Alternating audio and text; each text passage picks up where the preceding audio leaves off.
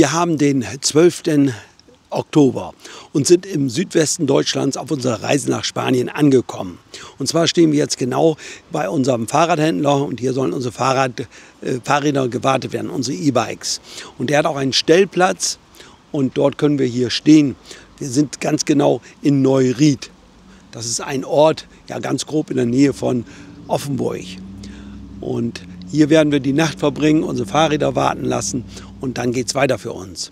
Darüber möchte ich aber jetzt nicht nur berichten, sondern berichten möchte ich auch über unsere Reise hierher. Ich möchte euch die Stellplätze vorstellen, die wir genutzt haben. Das sind keine hochtrabenden Plätze, sondern das sind auch manchmal nur einfache Plätze, aber vielleicht doch für den einen oder anderen interessant, weil wir ja auch immer Plätze suchen, die in der Nähe der Autobahn liegen. Dann möchte ich auch zum anderen noch die eine oder andere Frage beantworten, die ihr im letzten Video gestellt habt, beziehungsweise in den Kommentaren gestellt wurde. Herzlich willkommen zu diesem Video. Nur kurz noch als Information, hier gibt es ca. 10 Plätze, die man nutzen kann als Kunde. Ich weiß jetzt nicht genau, ob man die auch nutzen kann, wenn man jetzt kein Kunde ist. Ich denke schon, muss man sich nur anmelden hier, um hier dann reinzufahren. Denn das Gelände ist am Wochenende abgeschlossen, also man kann nicht so ohne weiteres rein. Bevor ich jetzt hier weitermache, möchte ich mich erstmal oder wir möchten uns erstmal recht herzlich bei euch bedanken für die vielen Klicks vom letzten Video, wo wir über unsere Vorbereitungen gesprochen und gezeigt haben und natürlich auch über die vielen Kommentare. Also war schon toll, dass ihr so viel berichtet habt und vor allen Dingen, ihr habt mir ja auch wieder Tipps gegeben und damit anderen ja auch. Hilft uns wieder allen. Dafür herzlichen Dank. Wäre schön, wenn wir da so ein bisschen weitermachen könnten. Und ja, und dann die Fragen, die dort entstanden sind, beziehungsweise die dort gestellt wurden, die werde ich versuchen, immer in verschiedenen, beziehungsweise in den nächsten Videos zu beantworten. Das heißt, immer wenn ich wieder ein neues Video über unsere Reise mache, über Standorte mache, dann werde ich immer mal wieder eine Frage aufgreifen und die versuchen zu beantworten. Natürlich bin ich auch nicht allwissend und kann nicht alles beantworten, aber ich werde es versuchen, so weit wie möglich. Das muss ich hier noch ergänzen, und zwar hier zu diesem Stellplatz, wo wir jetzt hier stehen. Wir sind ja hier außerhalb der Geschäftszeiten angereist. Das heißt, wir haben heute Sonntagnachmittag, und wir haben für das Tor, um hier reinzufahren, haben wir einen Code bekommen, weil wir uns hier vorher angemeldet haben, und deshalb können wir hier auf dem Stellplatz stehen. Das ist natürlich während der Geschäftszeiten anders, da kann man hier direkt anfahren und dann ist ja jemand hier da, der einen hier einweist bzw. der einem das Tor öffnet.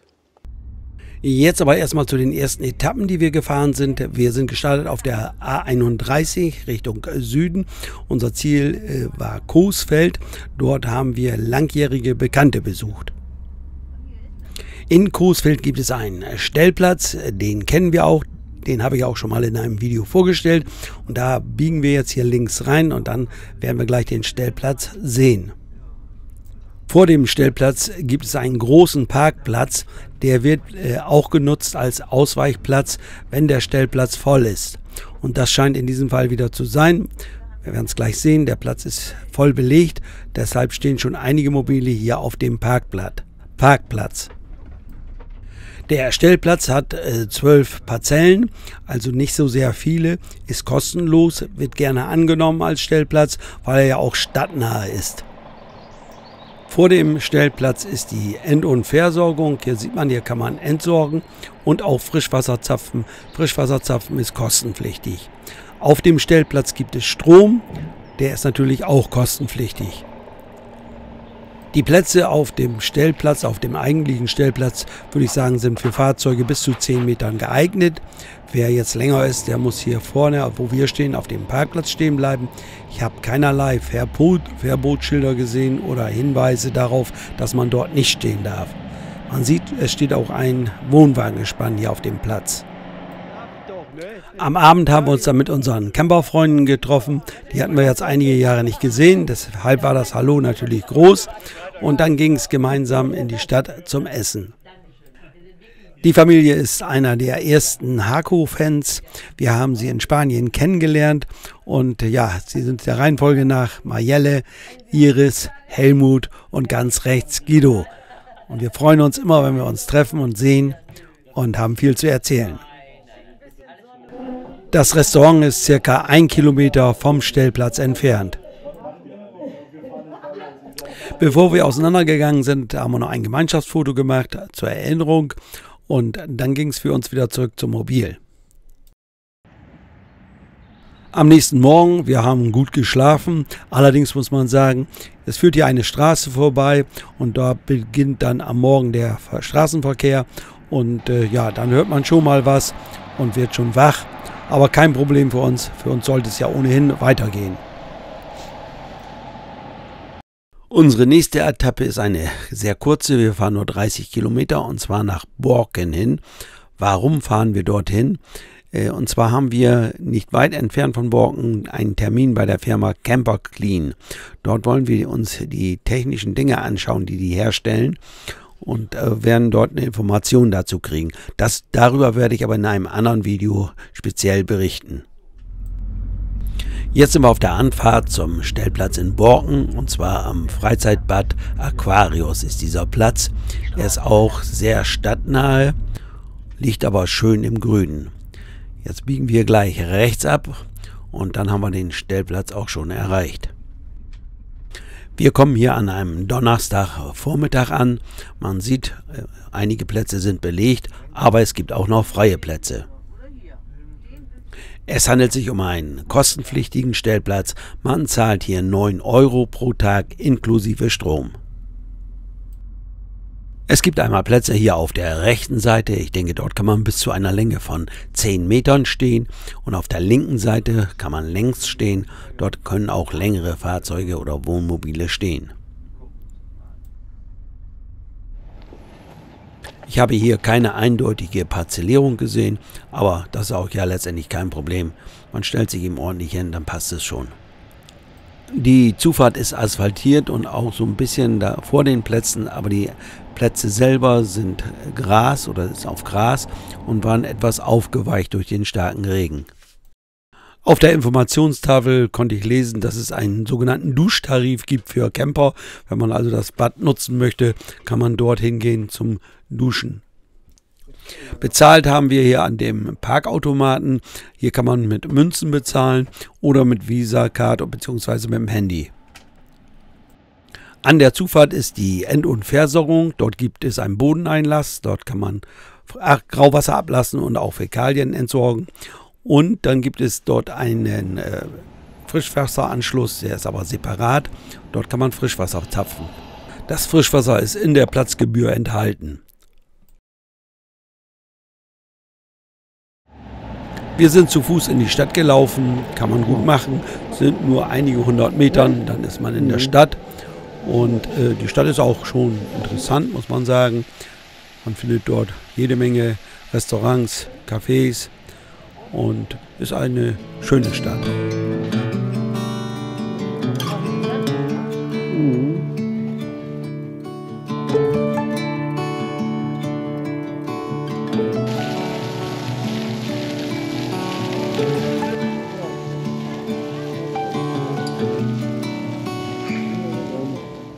Wer jetzt nicht in die Stadt gehen möchte und ein bisschen mehr Ruhe haben möchte, der kann direkt vom Stellplatz aus auf einem kleinen Wanderweg entlang eines kleinen Flusses in einen Wald gehen, dort spazieren gehen.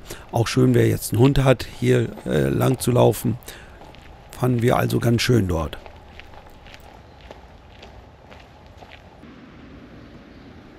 Das soll es vom Stellplatz in Borken gewesen sein.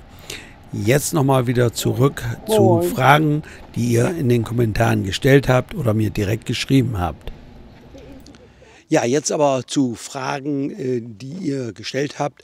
Und da geht es immer um ein Thema, das ist auch ein wichtiges Thema, finde ich, Wohnwagen, weil ja ganz, ganz viele mit einem Wohnwagen unterwegs sind, auf Reisen sind. Wir waren das auch in früheren Jahren, das haben wir mehr als 10 Jahre, waren wir mit einem Wohnwagen unterwegs, mit verschiedenen Wohnwagen unterwegs und kennen die ganze Geschichte und sind dadurch auch sehr vertraut mit was diese ganzen Dinge beim Wohnwagen betrifft. Jetzt muss ich aber sagen, ich berichte natürlich gerne, wenn irgendeine Möglichkeit besteht, dass ich auch was berichten kann über Wohnwagen. Aber es ist natürlich so, es gibt viele Stellplätze, dort dürfen keine Wohnwagen stehen, steht nicht erlaubt für Wohnwagen. Ich verstehe es manchmal auch nicht, wenn es ganz große Plätze sind, könnten ja auch ohne weiteres dort Wohnwagen stehen. Aber gut, das obliegt mir jetzt nicht, da irgendeine Kritik oder zu meckern, sondern man muss es so nehmen, wie es kommt. Und ich zeige das natürlich gerne, wenn irgendwo die Möglichkeit besteht, mit einem Wohnwagen zu stehen, werde ich immer darauf hinweisen. Ich werde vielleicht auch dann die eine oder andere Geschichte, ich habe mir das notiert, eine oder andere Geschichte zu Wohnwagen berichten, wenn es dann passt. Allerdings muss es eben bei mir gerade so über den Weg laufen, dass ich damit mich auseinandersetzen kann und das hier im Video dann zeigen kann. Mehr kann ich da leider im Moment nicht machen. Jetzt aber wieder zurück zu unserer Reise. Das hatte ich ja schon angesprochen hier. Wir hatten einen Termin bei der Firma Camper Clean. Dort haben wir am Freitagnachmittag Aufnahmen gemacht. Und von da aus ging es dann weiter auf unserer Reise Richtung Süden. Wir haben uns dann einen Stellplatz in der Höhe von Düsseldorf ausgesucht. Wir wollten nicht unbedingt in Richtung Köln fahren. Aus Erfahrung wissen wir, dass dort viele Staus sind. Und so haben wir uns diesen Stellplatz ausgesucht, der in der Nähe der Stadt Viersen liegt. Der Platz liegt recht verkehrsgünstig, nicht weit entfernt von der A61 Autobahn, also von daher schnell zu erreichen. Die Stadt Viersen liegt nordwestlich von Mönchengladbach. Es handelt sich wieder um einen Stellplatz, der an einem Schwimmbad oder an einem Freizeitbad liegt und der auf einem abgetrennten Parkplatzbereich des Schwimmbads liegt. Das ist natürlich auch wieder ein Platz, der rein für die Übernachtung genutzt wird. Das heißt, das ist jetzt kein schöner Stellplatz, sondern hier stellt man sich hin, übernachtet und fährt am nächsten Tag weiter. Was natürlich immer gut ist, wenn so ein Stellplatz eine End- und Versorgung hat, und in diesem Fall hat der Platz auch Strom, den wir natürlich nicht brauchen. Aber End- und Versorgung ist für uns schon immer gut, denn ja, mit Wasser, wir haben zwar eine Tankkapazität von 300 Liter Frischwasser, aber die füllen wir natürlich nicht gerne voll, ganz einfach deshalb wegen dem Gewicht, und so ist es immer schön, wenn man da nochmal Wasser nachtanken kann. Entsorgen ist hier kostenfrei. Frischwasser tanken muss gemünzt werden. Ich glaube, man bekommt 100 Liter für 1 Euro. Bezahlen muss man die Platzgebühr im Bad. Dort bin ich reingegangen. Ich musste die Gebühr nicht bezahlen, weil ich nichts genutzt habe. Ich brauchte weder Strom noch Wasser oder irgendeine andere Geschichte. Möchte auch nicht das Bad nutzen. Von daher hat man mir gesagt, brauchte ich keine Platzgebühr bezahlen. Ansonsten zahlt man eine Platzgebühr von 15 Euro inklusive Strom. Wir haben gut geschlafen dort, in der Nacht war es ruhig, aber am Morgen ging es dann los mit dem Straßenverkehr, und ja, das war dann auch gut zu hören. Das muss ich vielleicht noch ergänzen, dieser Stellplatz liegt nicht in der Nähe der Stadt Viersen, sondern in der Nähe der Stadt Dülken. Die Anschrift in den Apps lautet aber Viersen. Warum, weiß ich jetzt nicht, nur der Richtigkeit halber habe ich das jetzt hier nochmal ergänzt. Wir haben Samstag ca. 10 Uhr und wir sind gestartet auf der A61 in Richtung Süden und haben etwa 250 Kilometer bis zu unserem nächsten Stellplatz. Unser Ziel ist die Stadt Gensingen. Das ist eine kleine Stadt, die in der Höhe von Mainz oder westlich von Mainz liegt. Dort gibt es einen Stellplatz, den wir gerne nutzen wollen, weil er auch nah an der Autobahn 61 liegt. Unser Navi führt uns jetzt hier durch ein Wohngebiet, was kein Problem ist, aber es hätte eine bessere oder eine andere Möglichkeit gegeben, den Platz anzufahren. Aber so ist es nun manchmal bei Navis, sie machen es nicht immer alles hundertprozentig. Wir haben jetzt gleich den Stellplatz erreicht, er liegt an der Goldberghalle. Das ist eine Veranstaltungshalle, was wohl teilweise für den Stellplatz ein Problem ist, so habe ich es zumindest gelesen. Es geht dann wohl um die Lautstärke aufgrund des Parkplatzes, der direkt hier daneben liegt. Den an- und abfahrenden Verkehr hört man dann wahrscheinlich. Und so eine Veranstaltung geht ja oft dann bis in die Nachtstunden hinein. So, jetzt haben wir den Platz gleich erreicht. Er liegt hier auf der rechten Seite. Wir achten immer drauf, wenn wir einen Platz aussuchen, dass er auch passt für die Länge des Fahrzeugs. Wir suchen nach Möglichkeit Plätze, wo die Länge mehr als 9 Meter beträgt, der Stellplätze, oder mindestens 9 Meter beträgt, sodass wir ausreichend Platz haben, um dort dann auch einzuparken. 4 Stellplätze gibt es hier. Hier gibt es nochmal so eine Markierung. Die Fläche wird freigehalten oder sollte freigehalten werden. Dort hat man dann entsprechend Platz vor seinem Wohnmobil. Es handelt sich um einen gebührenpflichtigen Stellplatz. Er kostet 10 Euro. Die Zahlung erfolgt über einen Umschlag, den man aus einem Kasten entnimmt, dort dann seine Daten einträgt auf einem Kuvert und dann 10 Euro reinpackt und das Ganze wieder einwirft. Wie man hier auf dem Schild sieht, Wohnwagen sind hier nicht erlaubt. Strom gibt es hier auch. Für 6 Stunden zahlt man 1 Euro. Im Hintergrund sehen wir die Goldberghalle. An diesem Wochenende war keine Veranstaltung, insofern war es ruhig und wir haben auch gut geschlafen hier. Was hier interessant ist, man hat hier die Möglichkeit, an der Nahe mit dem Fahrrad zu fahren, bis an den Rhein, bis nach Bingen hin. Sind etwas mehr als 10 Kilometer.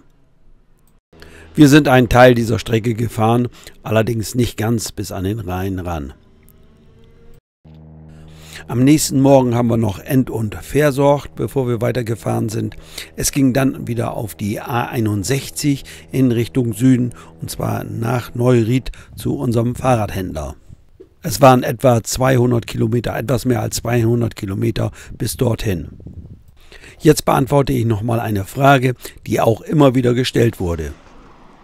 Auch eine Frage, die auch mehrfach gestellt wurde, warum stellst du ein Solarfeld noch neben deinem Mobil auf? Hast du nicht genug Solar auf dem Dach? Natürlich haben wir auch Solar auf dem Dach, 570 WP haben wir auf dem Dach. Das ist in den Sommermonaten meistens ausreichend, wobei wir auch viel verbrauchen. Aber in den Winter- und auch in den Herbstmonaten, wo die Sonne schon flacher am Himmel steht, wird es schwierig. Und auch, das werden viele wissen, die in Spanien sind, die so vielleicht sogar 1000 WP auf dem Dach haben, dass es oft dann nicht reicht. Ganz einfach, weil die Sonne zu schwach ist, also zu flach steht, um genug da einzuspeisen. Also insofern ist so ein Feld oder so ein Doppelfeld, was ich jetzt hier habe, was man neben dem Mobil hinstellt und dann über einen separaten Regler dann die Spannung dort mit einspeist, hilft da mehr. Das heißt, einmal kann ich das Solar von der Neigung her einstellen und es auch immer der Sonne nach ausrichten. Also das hilft uns sehr viel. Und wir brauchen eigentlich recht wenig Strom, also aus der Steckdose Strom. Wir kommen mit unserem Solar im Großen und Ganzen hin. Natürlich, wenn es jetzt der Strom im Preis enthalten ist und ich den sowieso bezahlen muss, dann ist es ein bisschen anders. Dann nehme ich auch schon mal Strom, aber das ist meist selten. Auch dürft ihr weiterhin Fragen hier in den Kommentaren stellen. Ich werde sie dann versuchen, nach und nach zu beantworten. Unsere Reise geht weiter, wir werden Frankreich jetzt erreichen, dazu aber mehr im nächsten Video. Ich sage wie immer, Dankeschön fürs Zuschauen, würde mich freuen, wenn ihr einen Daumen nach oben gebt und freuen würde ich mich auch, wenn ihr meinen Kanal abonniert. Ansonsten sage ich Bye Bye, bis zum nächsten Mal.